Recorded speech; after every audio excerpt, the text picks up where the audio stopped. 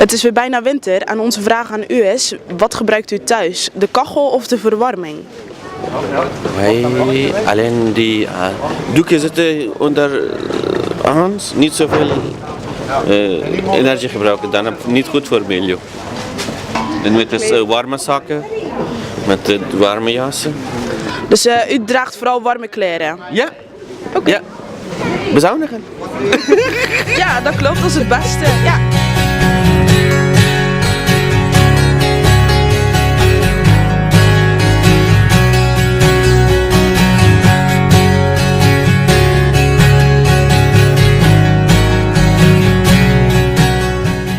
De verwarming of de kachel? En met kachel bedoel je een gaskachel?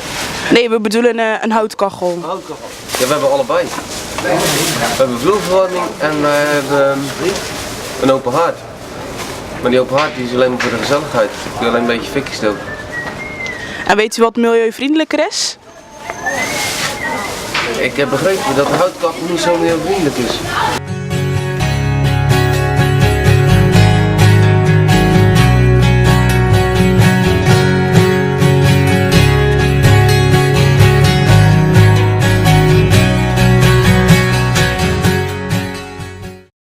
De winter is weer begonnen en mijn vraag aan u is, weet u wat milieuvriendelijker is? De kachel of de verwarming? Nou, zou dat niet een beetje hetzelfde zijn? De kachel, bedoel je houtkachel of centrale verwarming? De houtkachel en de centrale verwarming. Welke van de twee is milieuvriendelijker? De centrale verwarming. Dat is niet goed, want het is de kachel. Oh, oké. Maar ik zei dat wel, maar wij stoken zelf ook veel hout. Oké. We hebben ook een houtkachel. Oké.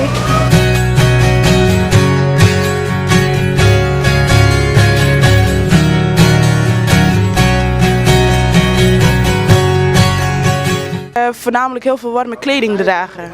Ook voor jezelf? Ja. Ja, wat denk je? We staan altijd buiten.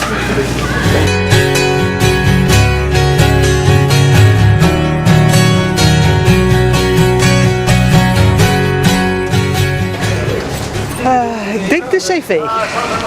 Dat is fout, het is de kachel, ja. Fout? Ja. Oei. Ja, foutje dat. En weet u een manier om milieuvriendelijker de winter in te gaan? Je wat dikker aankleden misschien? Ja, dat klopt helemaal.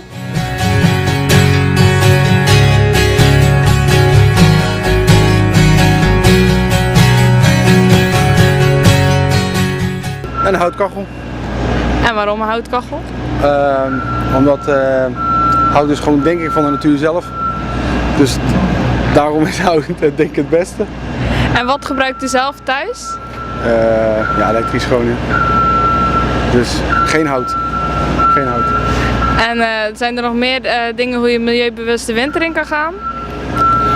Jaren warme kleden s'avonds.